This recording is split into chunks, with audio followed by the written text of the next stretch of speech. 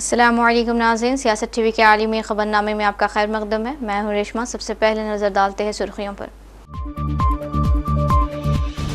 اسرائیلی security کابینہ نے Nitin Yahoo کے غزہ پر عسکری قبضے کی تجویز منظور کر لی، فلسطینیوں میں شدید برہمی کی لہر۔ اسلامی تحریک مزاحمت حماس نے قابض اسرائیلی وزیر اعظم نیتن یاہو منصوبوں کی سختی سے مذمت کی، کہا مذاکرات کے بجائے انتہا پسندی کو اسرائیل دے رہا ہے ترجیح۔ غزہ کی پٹی پر مکمل فوجی قبضے کے اسرائیلی حکومت کے منصوبوں کو فوری طور پر روک دیا جانا چاہیے، اقوام متحدہ کے انسانی حقوق کے سربراہ وولکر ترک کا بیان۔ مشرق وسطی کے تمام ممالک پر ابراہیمی معاہدے میں شامل ہو جائیں، امریکہ کے صدر ڈونلڈ ٹرمپ کا نیا مطالبہ۔ امریکی صدر ڈونلڈ ٹرمپ کے نئے ٹیرف نافذ ہونے سے عالمی تجارتی نظام ہل کر رہ گیا۔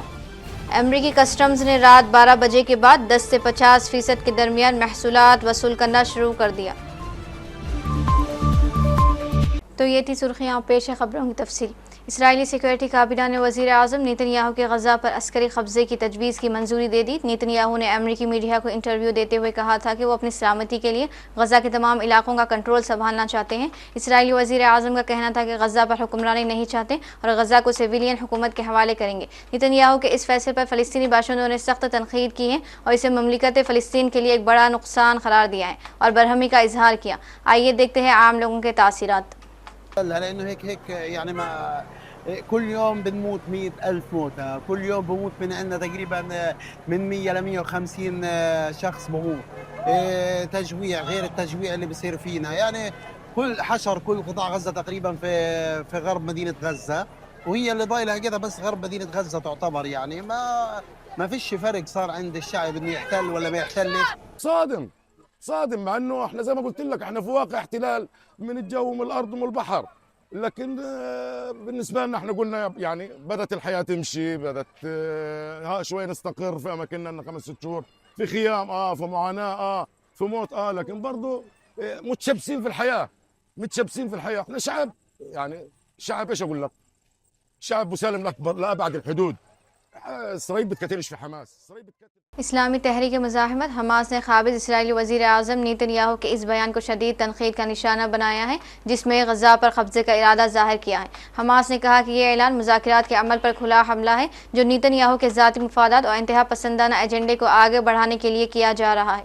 حماس نے عرب و اسلامی ممالکت سمیت عالمی برادری سے اپیل کی ہے کہ وہ ان خطرناک بیانات کی مذمت کریں اور فوری طور پر کارروائی کر کے جارحیت بند کرائیں۔ پیش ہے تفصیلات۔ اسلامی تحریک مزاحمت حماس نے قابض اسرائیلی وزیر اعظم نیتن یاہو کے اس بیان کو شدید تنقیدوں کا نشانہ بنایا، جس میں اسرائیلی وزیر اعظم نے غزہ پر قبضے کا ارادہ ظاہر کیا۔ حماس نے کہا کہ یہ اعلان مذاکرات کے عمل پر کھلا حملہ ہے جو نیتن یاہو کے ذاتی مفادات اور انتہا پسند ایجنڈے کو آگے بڑھانے کے لیے کیا جا رہا ہے۔ حماس نے کہا کہ جنگی مجرم نیتن یاہو جو منصوبہ تیار کر رہے ہیں وہ دراصل نسل کشی اور جبری بے دخلی کے پچھلے منصوبوں کا ہی تسلسل ہے، جس کے تحت فلسطینی معصوم عوام پر مزید جرائم ڈھائے جائیں گے۔ حماس نے واضح طور پر کہا کہ نیتن یاہو کے بیانات نہ صرف مذاکراتی عمل سے کھلی بغاوت ہے، بلکہ یہ اس کے فیصلے کی اصل وجہ کو بھی ظاہر کرتے ہیں کہ اس نے حالیہ دور کے اختتام کے قریب پہنچ سے مذاکرات سے کیوں راہ فرار اختیار کی، حالانکہ حتمی معاہدے کے قریب پہنچا جا چکا تھا۔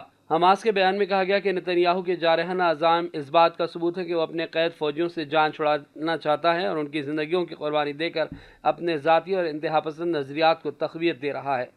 حماس نے دو ٹوک کہا کہ غزہ نہ تو قابض دشمن کے آگے جھکے گا، نہ کسی بیرونی مشورے کو قبول کرے گا۔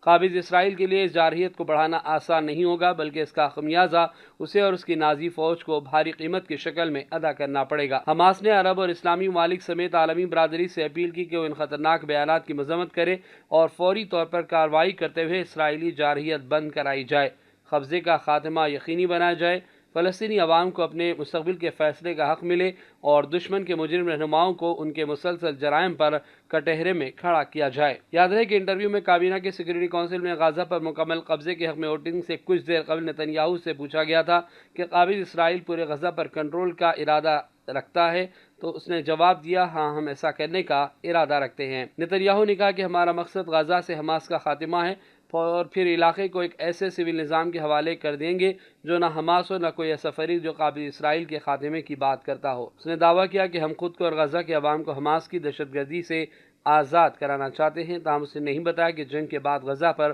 کون حکومت کرے گا۔ بیورو رپورٹ، سیاست ٹی وی۔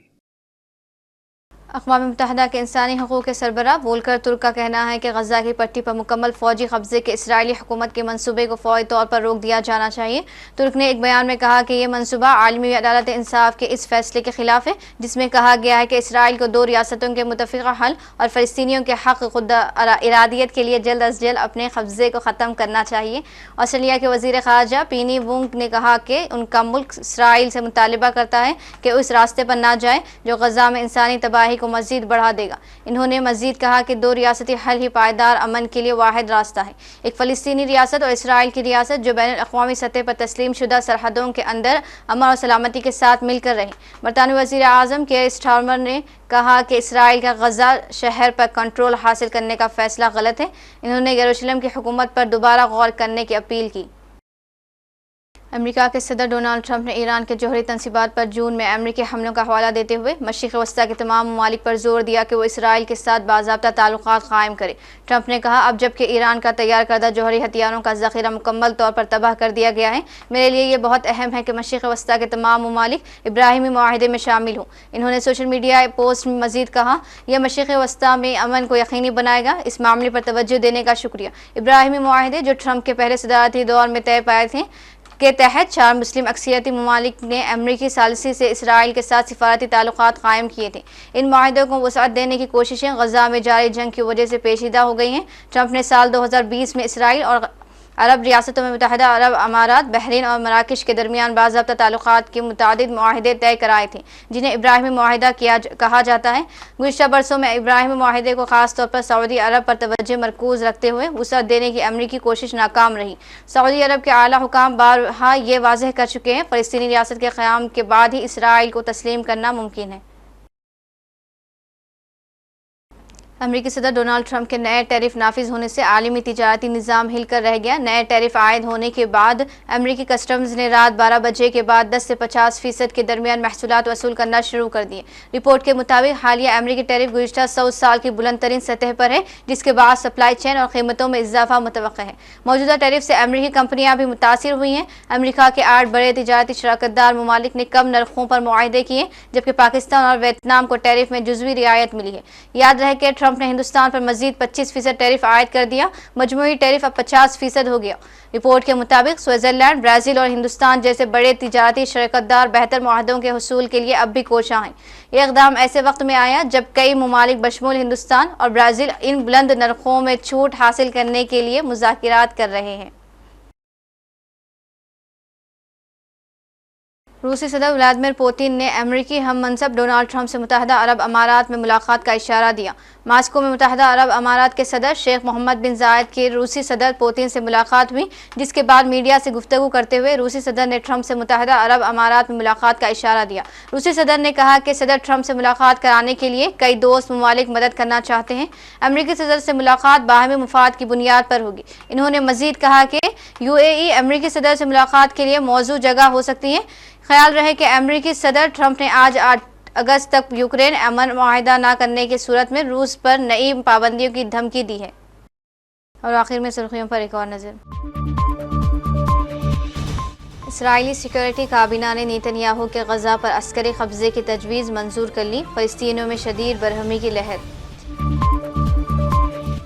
اسلامی تحریک مزاحمت حماس نے قابض اسرائیلی وزیر اعظم نیتن یاہو منصوبوں کی سختی سے مذمت کی، کہا مذاکرات کے بجائے انتہا پسندی کو اسرائیل دے رہا ہے ترجیح۔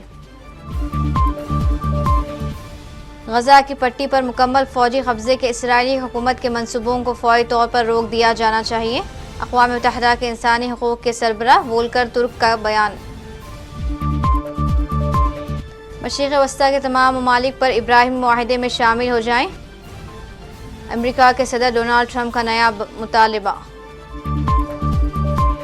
امریکی صدر ڈونلڈ ٹرمپ کے نئے ٹیرف نافذ ہونے سے عالمی تجارتی نظام ہل کر رہ گیا۔ امریکی کسٹمز نے رات 12 بجے کے بعد 10 سے 50% کے درمیان محصولات وصول کرنا شروع کر دیا۔ اسی کے ساتھ عالمی خبرنامہ اختتام کو پہنچتا ہے۔ مجھے دیجیے اجازت، اللہ حافظ۔